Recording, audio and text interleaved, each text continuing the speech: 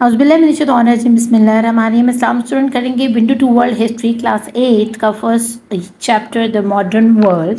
और इसका पहला टॉपिक हम जो रीड करने लगे हैं वो है एज ऑफ एक्सप्लोरेशन। इसके अंदर हम काफ़ी सारे जो सी एक्सप्लोरर्स हैं उनके वॉयेज के बारे में मालूमात हासिल करेंगे। इसके अलावा और भी बहुत सारे बेहतरीन टॉपिक्स हैं जिनमें रेनेसेंस है, एज ऑफ एनलाइटमेंट और बहुत कुछ। तो इंशाल्लाह ताला कवर करेंगे अपने इस चैप्टर 8 को स्टेप बाय स्टेप।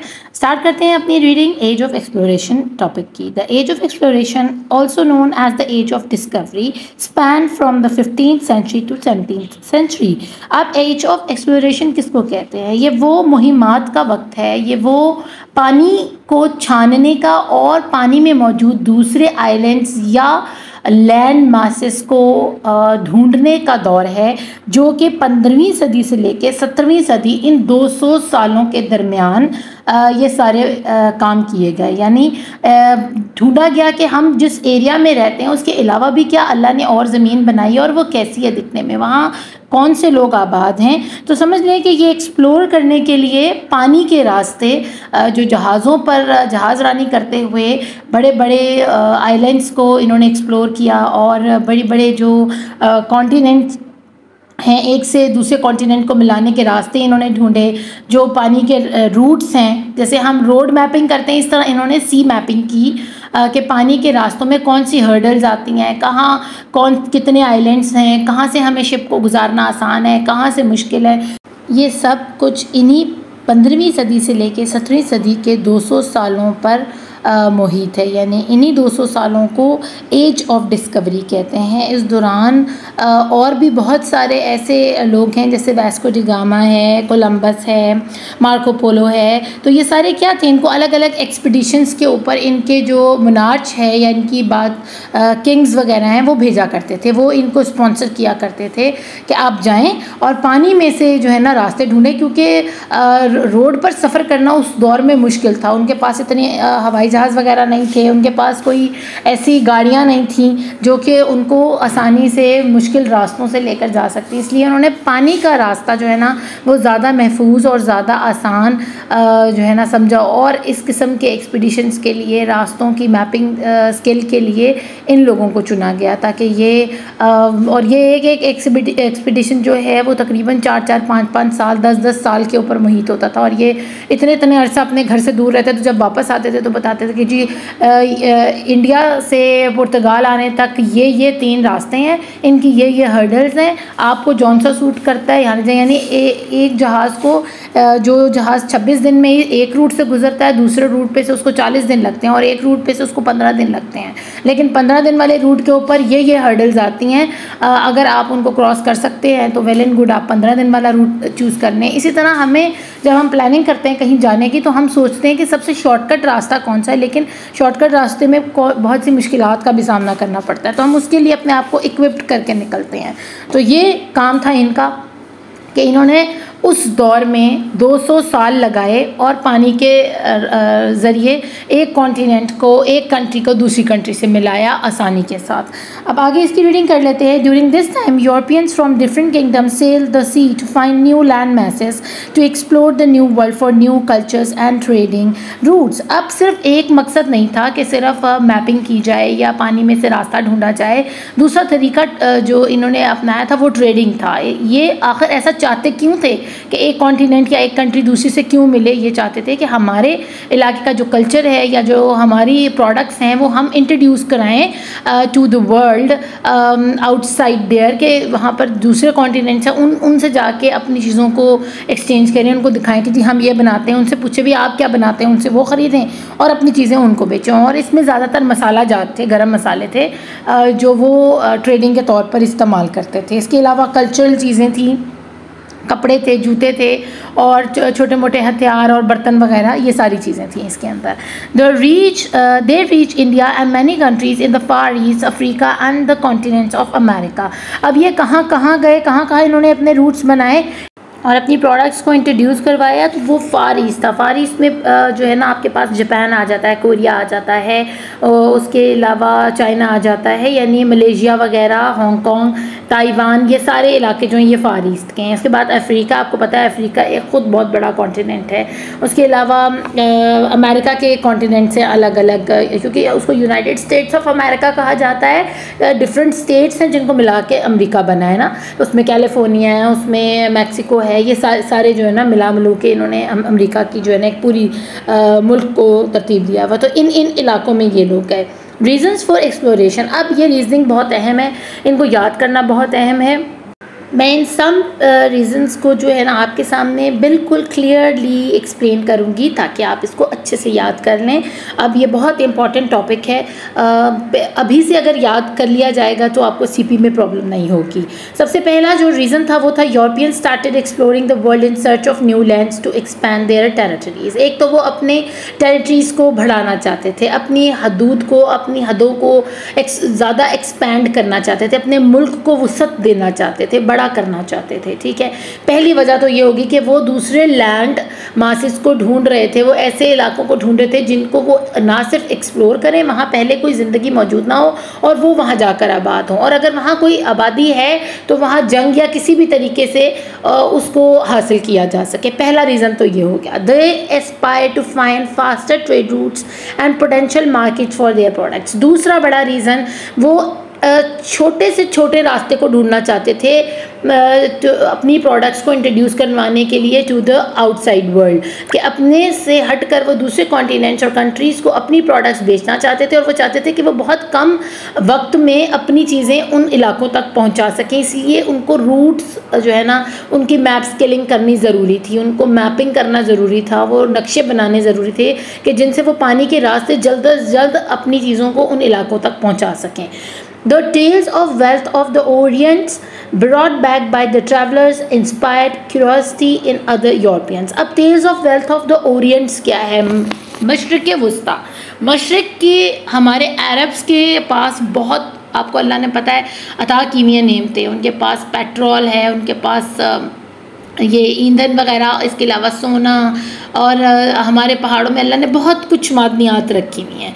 और उस वक़्त मशरिक़ के जो लोग थे ना बड़ी हाई फाई लाइफ जो है ना वो गुजार रहे थे। तो अब जो एक ट्रैवलर्स जाते थे, एक या दो किसी जहाज़ पर बैठ के वहाँ तक पहुँच गए, तो जब वो जाके उनकी इस आलीशान ज़िंदगी को देखते थे ना तो बड़े जो है ना इंस्पायर होते थे उस चीज़ से। फिर जब अपने मुल्क में वापस आते थे सैर व तफरीह के बाद, तो आके लोगों को बताते थे कि जी फ़लाँ का तो बादशाह, उसके तो जनाब सोने के बर्तन हैं और उनके तो इस तरह के कीमती लिबास पहनते हैं और इतने बेहतरीन उनकी रिहाइश गाहें हैं और इस तरह के बर्तन इस्तेमाल करते हैं और इस तरह के घर उन्होंने बनाए हुए हैं, महल्लात हैं। तो वो काफ़ी इंस्पायर होते थे लोग उनसे। तो इस वजह से भी कि उनके पास जो इतनी दौलत है ना, उनको देखने के लिए, उनको हासिल करने के लिए ये यूरोपियंस के अंदर बेचैनी बढ़ती गई, उनके अंदर इस चीज़ का जो है ना ज़्यादा क्यूरियोसिटी उनको हुई कि हम उस चीज़ को हासिल करें। ठीक है ना, ये हो गया तीसरा बड़ा reason. Kingdom and countries in Europe were competing with one another for supremacy, power and control over foreign land resources. अब यूरोप के अंदर ही सब निकल रहे हैं इसी एक्सपीडिशंस के अंदर। क्यों? ताकि वो एक दूसरे को नीचा दिखा सकें कि देखो जी हमने तो फलानी जगह को एक्सप्लोर करके उस पर कब्जा कर दिया, देखो जी हमारी प्रोडक्ट्स तो पूरी दुनिया में, जिस तरह आज भी जो है ना कंपटीशन चलता है, लोग कहते हैं जी हमारा तो ब्रांड पूरी दुनिया में मशहूर है। तो यही काम यूरोप के अंदर होता है। यूरोप बहुत बड़ी जगह है, ठीक है ना, बहुत सारी कंट्रीज़ यूरोप के अंदर आती हैं। तो उनकी आपस में भी किंगडम्स की और ना कंट्रीज़ की आपस में भी ये हठधर्मी चल रही थी कि जी हम एक दूसरे से ऊपर हों और हमारी सुनी जाए, और इसके लिए जो है ना वो फॉरेन लैंड और रिसोर्सेज को हथियाना चाहते थे, बाहर की चीज़ों को काबू करके अपने आप को ताकतवर जाहिर करना चाहते थे। ये हो गया चौथा बड़ा reason. They had developed well design ship and navigation techniques that could aid their voyage. इसके लिए उन्होंने बेहतरीन किस्म के जहाज़ जो कि इक्विप्ड थे असले के साथ, क्या यानी तोपें लगी हुई थी, उनके ऊपर बंदूकें लगी हुई थी और बड़े बड़े बादबान थे और बड़ा अच्छा उस दौर के बड़े बेहतरीन महंगे तरीन बहरी बेड़े थे, वो बड़े बड़े जहाज़ थे जिसके ऊपर एक वक्त में 800 900 लोग जो है ना सफ़र कर सकते थे। इसके अलावा उन्होंने नेविगेशन की टेक्निक्स इस्तेमाल, यानी वो सिमत शनासी, नेविगेशन होती है सिमत शनासी, यानी आप डायरेक्शंस का आपको पता हो पानी में रहते हुए, क्योंकि पानी में आपको निशानी नहीं लगा सकते, ना कोई दरख्त होता है, ना कोई बिल्डिंग होती है, ना कोई ऐसी चीज़ होती है जिस पे आप निशानी लगा दो कि जी पिछले साल हम यहाँ से गुजरे थे। तो पानी तो एक जैसा होता है पूरे समंदर में। तो इस नेविगेशन स्किल को हासिल करना बड़ा ज़रूरी होता है कि आपको कंपस के ज़रिए पानी में सफ़र करना आता हो। कंपस आपको बताए जी अब आप इस वक्त नॉर्थ में जा रहे हैं, तो वो कहते थे नॉर्थ में अगर हम 1.5 दिन चलेंगे ना पानी के अंदर तो हम फलानी जगह पहुंच जाएंगे वहाँ से, और 1.5 दिन नॉर्थ में सफ़र करने के बाद जब हम उस जगह पर पहुंचेंगे ना वहाँ भी कोई निशानी नहीं रखी हुई, बस कंपास उनको बता रहा है कि जी आपने 1.5 दिन यानी आपने जो है ना 50 आवर्स या 38 आवर्स का आपने सफ़र तय कर लिया। 38 आवर्स के बाद वो उन्होंने ये सोचना होता था कि अब कंपास से हमने देखते हुए अपने ईस्ट की तरफ जाना है, ठीक है ना। अब नॉर्थ की बजाय वो ईस्ट में जाना शुरू हो जाएंगे, वो भी अब 2 दिन हमने इस तरह सफ़र करना है। तो ये होती है नेविगेशन। तो उनको पता होता था कि हमने किस सिमत में कितनी देर तक सफ़र करना है, तो हम कहाँ तक पहुँच जाएंगे। अब आपने ये भी जो है ना 5 अहम है ये याद रखनी है कि उनके पास इस किस्म की चीज़ें थी, और इसके अलावा एड भी होती थी जो इनको यही एड इनको मदद देती थी। ये मदद की चीज़ें ही हैं ना कि नेविगेशन स्किल्स थे उनके पास, इसके अलावा उनके पास वो जहाज़ थे जिन पे फर्स्ट एड भी मौजूद है, और इसके अलावा उनको ये नेविगेशन टेक्निक्स जो हैं ये भी एड कर रही हैं, ये भी मदद दे रही हैं। New map called the portolan charts that showed the coastline and obstacles in the sea had been developed for navigation in the 13th century। 13वीं सदी के अंदर एक मैप जो है इंट्रोड्यूस करवाया गया इन एक्सपीडिशंस पर जाने से पहले। उन सारे वॉयेजर्स को, जो वॉयेज जो होते हैं ना पानी के सफ़र को बोलते हैं, ठीक है, तो उन वॉयेजर्स को ये मैप दिया गया, और उस मैप एक चार्ट के ऊपर वो मैप था और उसका नाम पोर्टलॉन चार्ट रखा गया था। और उसके अंदर कोस्ट लाइन, कहाँ कोस्ट लाइन्स हैं, कहाँ साहिली पट्टियाँ हैं, और कहाँ रास्तों में इस किस्म के आइलैंड्स हैं या पहाड़ हैं जो कि रास्ते में आपको सफ़र के दौरान, देखिए इतना बड़ा जहाज़ होता है बहरी जहाज़, उसको एकदम से मोड़ना, सामने जैसे कोई चट्टान आ गई है। अब ये किस तरह डूबा था टाइटैनिक, ऐसे हुआ था ना, आइसबर्ग उसके रास्ते में आ गया था और वो उससे हिट हुआ और वो टूट गया। तो इसी चीज़ की हर्डल्स जो है ना, यही ऑब्स्टेकल्स जो रुकावटें हैं वो सब उस चार्ट में लिखी हुई थी कि अगर आप नॉर्थ में इतने दिन सफ़र करोगे तो यहाँ आपको एक हर्डल मिलेगी, यहाँ आपको एक ऑब्स्टेकल मिलेगा, वो इस किस्म का होगा, वो आइलैंड हो सकता है, वो चट्टान हो सकती है, वो कुछ भी हो सकता है। तो वो सारी चीज़ें इसमें मौजूद थी जो पोर्टलॉन चार्ट था, और ये 13वीं सदी में बना था। These chart contain knowledge regarding the sea and ocean, ना सिर्फ सी बल्कि ओशंस के भी। आपको पता है ना, सी छोटा होता है, ओशन बड़ा होता है। एंड वर रिमार्केबली एक्यूरेट, और आप यकीन करें कि काबिले ज़िक्र बात है कि वो जो मैप था ना, वो जो पोर्टलॉन चार्ट के नाम से मैप मशहूर था, वो एक्यूरेसी में 110% था। वो यानी जो उसके थ्रू सफ़र करते थे उनको कभी भी कोई नुकसान नहीं उठाना पड़ता था। Along with complete selling directions, उनको सेलिंग डायरेक्शंस भी दी गई थी, यानी अगर आप 1.5 दिन फलाने रास्ते के ऊपर सफ़र करते हैं तो वहाँ आपको तेज़ हवाएं या तूफ़ान आपको घेरे में ले सकता है। जैसे कि हमें पता है कि हम नॉर्थ में जा रहे हैं तो हमें अपने जहन में रखना है कि वहाँ बारिश भी किसी वक्त हो सकती है, वहाँ ठंड भी बहुत ज़्यादा हो सकती है, वहाँ हमें अपनी तैयारी के साथ जाना है। तो इसी तरह वो सेलिंग जितनी जो है ना डायरेक्शंस वो दिया करते थे कि आपने उस वक्त कितने बादबान खोल के रखने हैं, कितने कम रखने हैं, वहाँ हवा कितनी तेज़ चलती है, कितनी कम चलती है, वहाँ तूफ़ान अक्सर आते रहते हैं। तो ये सारी चीज़ें उसमें मौजूद थी। These charts were use with the help of the compass, और इन चार्ट्स को इस्तेमाल करने के लिए कंपस इस्तेमाल किया जाता था जिसमें 4 डायरेक्शंस होती थी, और मैग्नेटिक कंपस होते हैं ये। वो भी मैं यहाँ पर आपको शो कर देती हूँ। जैसे कि आपको नज़र आ रहा है कि ये मैग्नेटिक कंपस है और इसमें ये डायरेक्शंस दी गई हैं, और ये सुइयाँ ऐसे बाकायदा मूव करती थी तो उनको बताती थी कि ये हमारा रास्ता है, अगर हमें ईस्ट जाना है तो हमें इधर मुड़ना होगा, अगर वेस्ट जाना है तो इधर मुड़ना होगा। तो आगे चलते हैं पुर्तगीज़ एक्सपीडिशन की तरफ। The Portuguese were pioneers in exploring the world by discovering new sea routes। अब पुर्तगीज़ जो है ना वो सबसे ऊपर है, ठीक है, वो पायनियर्स हैं, वो समझ लें कि सबसे हाई रैंकिंग एक्सप्लोरर हैं जिन्होंने डिस्कवर किए हैं सी रूट्स जो आज तक इस्तेमाल किए जा रहे हैं पूरी दुनिया में। They had been trying to find a new sea route to India for many years, और वो बड़े अरसे से इंडिया तक पहुँचने के लिए एक नया रूट ढूंढने की कोशिश कर रहे थे, और वो बड़े अरसे से इस चीज़ चीज़ की तलाश में थे, बार बार एक्सपीडिशंस पर जाते थे, मुहिमात पर जाते थे समुद्री, ताकि वो इंडिया पहुंचने का सबसे छोटा और शॉर्ट और आसान तरीन रास्ता डिस्कवर कर सकें। During the 15th century the Portuguese monarch organise various expedition to explore distant lands. अब दूर दूर के फासलों पर मौजूद जितनी भी ज़मीनें थीं, तो पुर्तगाल के जो मोनार्च हैं, जितने भी किंग्स हैं या वहाँ के जितने भी हुकूमत थी, बड़ी बादशाहत थी, उन्होंने ये अरेंज किया, स्पॉन्सर किया, पैसे दिए, जहाज़ दिए इन एक्सप्लोरर्स को कि अब आप जाओ, एक दफ़ा नहीं, दो दफ़ा नहीं, तीन दफ़ा नहीं, बार बार जाओ। 15वीं सदी के पूरे दौर की बात हो रही है, ठीक है ना। 15वीं सदी में किसी एक साल की बात नहीं हो रही। बार बार एक्सपीडिशंस पर भेजा जा रहा था ताकि ज़रूरत थी उनकी, ताकि वो अपनी प्रोडक्ट्स को इंट्रोड्यूस कराएं, अपने मसाला जात इंडिया तक पहुँचाएँ, अपनी चीज़ों को, अपने कल्चर को, ताकि वो पैसे कमा सकें। तो उन्होंने कहा कि तुम लोग जाओ और ढूंढो कोई ऐसा रास्ता जहाँ, ताकि हम अमेरिका की तरफ भी जा सकें, अफ्रीका भी जा सकें, फार ईस्ट में, और हम जो है ना इंडिया को भी अप्रोच कर सकें। Prince Henry the navigator. अब प्रिंस हेनरी को क्या कहा जाता है? द नेविगेटर, सिमत शनास, यानी जो डायरेक्शंस को बहुत अच्छे से जानता हो। मेरे हस्बैंड भी जो है ना वो गाड़ी चलाते बता रहे होते, जी यहाँ पर मशरिक़ है, मगरिब है, अब हम मगरिब की तरफ जा रहे हैं, और मुझे लिटरली कुछ समझ नहीं आ रहा होता। जब मैं गाड़ी में बैठती तो कुछ पता नहीं लग रहा होता, मुझे तो सारी दुनिया एक जैसी, सारी रास्ते एक जैसे लग रहे होते हैं, मुझे नहीं पता सूरज कहाँ ग्रूब होता है, कहाँ से निकल रहा होता है। तो ये बड़े जो है ना जिनके जहन चलते हैं ना, ये उनका काम है। तो वो भी नेविगेटर, मैं भी इनको यही कहूँगी, द नेविगेटर। और प्रिंस हेनरी के लिए भी उन्होंने ये वर्ड इस्तेमाल किया था, द नेविगेटर, यानी वो बैठे हुए बता देता था कि उसकी सिमत किस तरफ है, किसी तो कोई चीज़ किस तरफ है, ठीक है ना। जैसे हम कहें आपको वो उस मस्जिद का पता है, वो जो मशरिक़ की तरफ है, अब भाई अगले बंदे को क्या पता मशरिक़ किधर, उधर जाके किधर ढूंढता फिरे।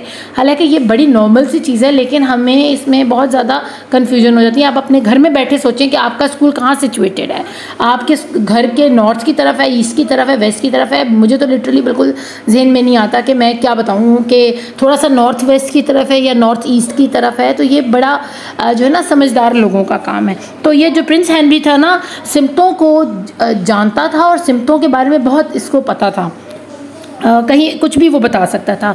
Who is considered the pioneer of the age of exploration, और इसी को जो है ना पायनियर कहा जाता है इस age of discovery, age of exploration का, जो कि 13वीं सदी से लेके 15वीं सदी से लेके 17वीं सदी के दरमियान जो भी कुछ इन्होंने एक्सप्लोर किया, जो भी रूट्स एक्सप्लोर किए हैं। Sponsored many sea voyage that enabled the Portuguese to establish new marine routes. अब इसने क्या किया, बादशाह था, ठीक है, शहज़ादा था, उसने बड़े सारे पैसे दिए और बहुत सारी शिप्स लेकर दी उन एक्सप्लोरर को कि जाओ ढूंढो, फ़लानी सिमत में जाओ, इस तरह जाओ। साथ पोर्टलैंड चार्ट भी दिया, वही मैप दिया जिसके अंदर सब डायरेक्शंस भी लिखी थी, सब प्रिकॉशंस भी लिखी हुई थी, सब ऑब्स्टेकल्स के बारे में भी बताया गया था। यानी उसने इक्विप्ड करके जहाज़ों को और उनको जो जहाज़ रान है उनको समझा कर भेजा था कि तुमने इस तरह सफ़र करना है तो तुम यहाँ तक पहुँच जाओगे, लेकिन सबसे बेहतरीन रूट ढूंढो जाकर। और ये सब पैसे इसी ने लगाए, ये रूट्स जो आजकल हम लोग इस्तेमाल कर रहे हैं, ये इसी की वजह से हमें मिले। New marine routes and create an empire that was considered amongst the world greatest power at the time. और उसने अपनी उस अम्पायर को, अपनी रियासत को इतना मजबूत कर लिया इसी बिना के ऊपर, क्योंकि लोग इन्हीं से आकर फिर वो जो है ना पोर्टलैंड चार्ट ख़रीदते थे, और या अगर चार्ट नहीं भी ख़रीदते थे तो अपनी चीज़ें इनको देते थे कि प्लीज़ आप हमारी चीज़ें भी जो है ना यहाँ से बाहर एक्सपोर्ट कर दें, आप जहाँ अपना माल बेचते हैं हमारा माल भी बाहर की दुनिया में बेचें। तो आप सोचें कि ये इम्पोर्ट एक्सपोर्ट का बिज़नेस भी इसी के हाथ आ गया था, इस चक्कर की वजह से किसने जो रूट्स फाइंड आउट किए। तो ये उस वक़्त उस दौर का जो ना पावरफुल कंट्री बना हुआ था, पावरफुल एम्पायर था। फेमस एक्सप्लोरर, अब जौन से एक्सप्लोरर को इसने एक्सपीडिशंस जो है ना पर भेजा, उनमें सबसे पहला नाम वास्को डी गामा का आता है, जिनकी जो टाइमलाइन है वो 1460 से लेके 1524 तक है। Vasco da Gama was born in 1460 in Sines, Portugal. He was in charge of the royal vessels that were built for sea expeditions. ये पैदा हुए हैं 1460 में, मेरा दिल तो बिल्कुल नहीं करता इनको आप कहने को, और साइंस इनका शहर था पुर्तगाल मुल्क के अंदर। और इनको जब ये बड़े हुए तो इन जो है बनाया गया किस चीज़ के ऊपर, किसकी निगरानी के ऊपर रखा गया, जो शाही बेड़े होते हैं, शाही जहाज़ होते हैं ना बड़े बड़े, आपको पता है बड़े कीमती होते हैं वो। तो उनकी निगरानी के ऊपर इनको रखा गया हुकूमत की तरफ से। यानी ये उस वक़्त जो एक्सपीडिशन मुहिमात के ऊपर जाने के लिए जो शाही बेड़े इस्तेमाल किए जाते थे, ये उनके निगरान थे, उनका ख्याल रखते थे। कहीं कोई उसमें कोई डैमेज हो जाए तो उसको ठीक करना, या यानी पूरे तरीके से हर चीज़ का उसमें ना 1 to 10 उसको चेक लिस्ट रखना इनके पास था। In July 1497 Vasco da Gama led an expedition that continued sailing along the southern coast of Africa and travelled through the Cape of Good Hope to reach the Indian Ocean. अब 1497 में इनको एक expedition पर भेजा गया, जिसमें क्या था, इन्होंने कहाँ सेलिंग करनी थी, कहाँ जहाज़रानी करनी थी। इन्होंने सॉदर्न कोस्ट जो थी ना अफ्रीका की, उसके साथ साथ चलते हुए ट्रैवल करते हुए केप ऑफ गुड होप तक पहुँचना था। केप ऑफ गुड होप एक पेनिसोला है। पेनिसोला का कहा जाता है ऐसी लैंड को जो तीनों तरफ से तो पानी में हो, लेकिन उसका एक हिस्सा लैंड के साथ भी जुड़ा हो। मैं अभी यहाँ पर आपको उसकी पिक्चर भी दिखा दूंगी ताकि आपके कॉन्सेप्ट क्लियर हो जाए। पहले मैं ज़रा समझा दूँ। उसके बाद इन्होंने केप ऑफ गुड होप के ऊपर पहला स्टॉप यहाँ लेना था पुर्तगाल से चलकर, और पुर्तगाल से केप ऑफ गुड तक गुड होप तक आते आते उन्होंने कौन सा रास्ता रखना था, साउदर्न अफ्रीका के रास्ते इन्होंने चलते हुए आना था। उसकी कोस्ट के साथ साथ, उसकी साहिली पट्टी के साथ साथ इन्होंने अपने जहाज़ को रखना था। और जब उन्होंने पहुंचना था केप ऑफ गुड होप, तो वहाँ उन्होंने स्टॉप करना था थोड़ी देर, और वहाँ से फिर डायरेक्ट उन्होंने सफ़र करना था इंडिया की तरफ। तो यहाँ मैं आपको शो करवाती हूँ ये मैप। अब जैसे बच्चों आप पहले मैप में देखो, येलो वाले में, यहाँ आपको अफ्रीका नज़र आ रहा है, ठीक है। ऊपर यूरोप के पास से पुर्तगाल है कॉर्नर पे उसके। यहाँ से वो लोग स्टार्ट हुए हैं अपनी, उसने जर्नी स्टार्ट की है फर्स्ट वॉयज, ठीक है। और फिर वो बाहर ऊपर का रास्ता लेते हुए केप ऑफ गुड होप पहुँचा है। केप ऑफ गुड होप आपको दूसरे मैप में बिल्कुल क्लियर मैंने ये वॉयज दिखा दी है। ये इसकी फ़र्स्ट वॉयज है। पानी के रास्ते जो बंदे सफ़र करते हैं उनको ट्रैवल करना नहीं कहते, उसको ट्रैवलिंग नहीं कहते, उसको वॉयज बोला जाता है। तो वॉयज जब भी आपको सुनने को मिले तो आपको ये ज़हन में होना चाहिए कि पानी के रास्ते जो सफ़र किया जाता है उसको वॉयज कहा जाता है। अब यहाँ देखें आप, वो लिस्बन से निकले हैं ऊपर से यूरोप से, और कैसे वो कोस्ट अफ्रीका की कोस्ट के साथ साथ चले हैं, और फिर उन्हें एक बड़ा चक्कर अटलांटिक ओशन में काट कर केप ऑफ गुड होप तक पहुँच गए हैं। मैं आपको दूसरे मैप से बता रही हूँ, येलो वाले मैप से नहीं बता रही, ठीक है। और फिर वो यहाँ से अगेन कोस्ट के साथ होते होते होते होते सीधा कैलीकट की बंदरगाह पर पहुँचे, जो कि इंडिया की बंदरगाह थी उस वक़्त और अभी भी है। तो ये उसका पहला रूट था, पहली वॉयज थी वास्को डी गामा की। और उनका मकसद क्या था वहाँ जाने का, वो वहाँ से मसाले लेकर आना चाहते थे, वो वहाँ पर जो सोना वगैरह और चांदी वगैरह वो लेना चाहते थे। और इनका एक और कभी जो मैं आपको बताऊं, कभी कहते हैं बुरा, ठीक है ना, एक बुरा जो इनका इंस्टांस था ना, वो ये था कि ये वहाँ के लोगों को ग़ुलाम बनाकर अपने साथ लाना चाहते थे। ये मैं भी आपको इनकी एक और बात बताऊंगी, ये वास्को डी गामा साहब की, कि ये कितने बुरे थे किस हिसाब से।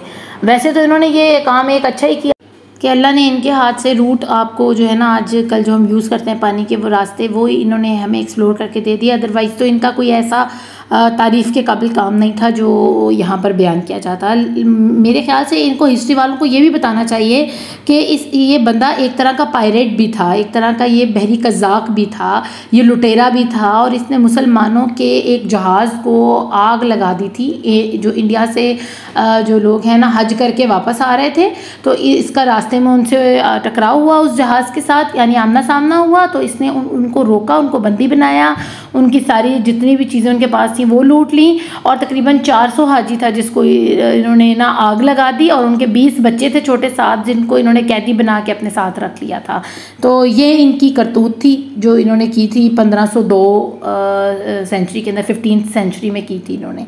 तो माशाल्लाह आज इनको हम वास्को डी गामा साहब को बड़ा इज़्ज़त के साथ याद करते हैं, लेकिन इनकी ये करतूतें हैं, इनको पायरेट के तौर पर याद किया जाना चाहिए था जो इन्होंने हरकत की थी। आगे चलते हैं। In July 1997 Vasco da Gama, अच्छा ये हो गया। आगे he was the first European explorer to find an easy route to India. ये इसने ईजी रूट निकाल लिया था, और आपको पता था कि इसकी अपनी ये जो है ना बादशाहों की इनकी अपनी दिल की बात थी कि हम ईजी रूट ढूंढें जहाँ से हम अगलों को लूट भी लें, अगलों से सोना चांदी भी ले लें, और अपने चीज़ें भी वहाँ जो है ना इंट्रोड्यूस कर लें। हमेशा जब भी ये यूरोपियंस या जितने ये ब्रिटिश वाले ये जब भी बड़े सग़ीर में एंटर हुए हैं ना, इसी गर्ज से हुए हैं। ये जब ब्रिटिश दौर हमारे ऊपर आया, सब कॉन्टिनेंट को इन्होंने काबू किया, जब भी ये ट्रेडर्स बनकर यहाँ पर आए थे, और फिर आहिस्ता आहिस्ता इन्होंने ईस्ट इंडिया कंपनी बनाई और वहाँ से अपने फ़ौजी बनाना शुरू कर दिए और उन्हीं फ़ौजियों को इस्तेमाल किया सब कॉन्टिनेंट पे हमला करने के लिए, उसको काबू करने के लिए। तो यही इनकी शुरू से आदतें रही हुई हैं। He was the first European explorer to find an easy sea route to India. He arrived at the port of Calicut in India in 1498. 1497 में वो चला वहाँ से और एक साल में इंडिया कैलिकट पोर्ट के ऊपर ये पहुँच गया, ठीक है। With a fleet of 4 ships, fleet कहते हैं जहाज़ी बहरी बेड़े को। बेड़े में 2 जहाज़ भी हो सकते हैं, 4 भी हो सकते हैं, 6, 10, 12, 100 जहाज़ भी हो सकते हैं। तो फ्लीट कहा जाता है ज़्यादा जहाज़ जो एक ही मकसद के लिए किसी एक डेस्टिनेशन की तरफ सफ़र कर रहे हों। तो ये फ्लीट ऑफ 4 शिप्स था, यानी 4 जहाज़ों का बहरी बेड़ा था ये जो जा रहा था, इंडिया पहुंचा। चारों का एक ही मकसद था कि वो कहाँ जा रहे हैं और क्यों जा रहे हैं। He found success in his mission, इस मुहिम में उसको कामयाबी हासिल हुई, but did not stay for long and left India in 1498। लेकिन कुछ अरसा ही रुकने के बाद, तकरीबन 1 साल के बाद ही उसने वापसी का इरादा कर लिया Portugal. Vasco da Gama reach Portugal in September 1499 where he was granted privileges for his success. Privilege क्या होता है कि आपको आसानियाँ दी जाती हैं, आपको सहूलियात दी जाती हैं हुकूमत की तरफ से। जब आप कोई मिशन पर जाते हैं और उसको सक्सेसफुली कंप्लीट करते हैं और वापस आते हैं, तो फिर आपको जो वादे किए गए होते हैं हुकूमत आपको उस चीज़ के लिए एजाज़ देती है, आपको सहूलियात देती है। तो वो इनको प्रिविलेजेस दिए गए। And was appointed as the king advisers on Indian affair in Portugal. और पुर्तगाल में इनको बादशाह का एडवाइज़र भी बना दिया गया, समझने वज़ीर बना दिया गया, या मशवरा करने वाला, यानी बादशाह जो इनसे मशवरा करता था, जो भी जितनी भी बातें होती थी रिलेटेड टू इंडिया अफेयर्स, यानी इंडिया में कोई कारोबारी है मामलात, या कोई किसी को स्लेव बनाना है, या वहाँ पर कोई हमला करना है, या जो भी काम थे ना इंडिया से रिलेटेड, वो फिर इनके ज़िम्मे कर दिए गए थे, क्योंकि ये वहाँ वक़्त गुजार कर आए हुए थे। In 1524 he was again sent to India as the Portuguese viceroy. However he fell ill some after reaching India and died on 24 of December 1524। और इनको एक दफ़ा फिर भेजा गया 1500 के बाद, यानी 15वीं सदी में, 15वीं सदी के 24वें साल, लेकिन ये वहाँ जाकर बीमार हो गए और वहीं जो है ना इनकी मौत वाक़या हो गई। दिसंबर का 24th डेट थी और 1524 ईयर था। ये था, हमने पढ़ लिया वास्को डी गामा के बारे में। और यहाँ आपको कैंटिनो वर्ल्ड मैप 15/122 एक नया मैप था, ठीक है, जो नए रूट के साथ था। एक तो वो मैप था पोर्टलैंड चार्ट जो कि हेनरी ने दिया था, और ये वाला जो है ना ये वास्को डी गामा ने इंट्रोड्यूस करवाया था। पुर्तगीज़ एक्सप्लोरर्स जो यूज़ करते थे इंडिया को रीच करने के लिए और सारे बाकी अमेरिका वगैरह की तरफ जाने के लिए। तो इस मैप का नाम था द कैस्टिनो वर्ल्ड मैप 15/1-22। तो ये आपने अच्छे से याद रखना है। पोर्टलैंड और कैंटिनो वर्ल्ड मैप को आपस में मिक्सअप नहीं कर देना। इंशाल्लाह ताला नेक्स्ट वीडियो में हम पढ़ेंगे Christopher Columbus and Marco Polo के बारे में। अपना खूब ख्याल रखिएगा। Thank you for watching. अल्लाह ने के बाद।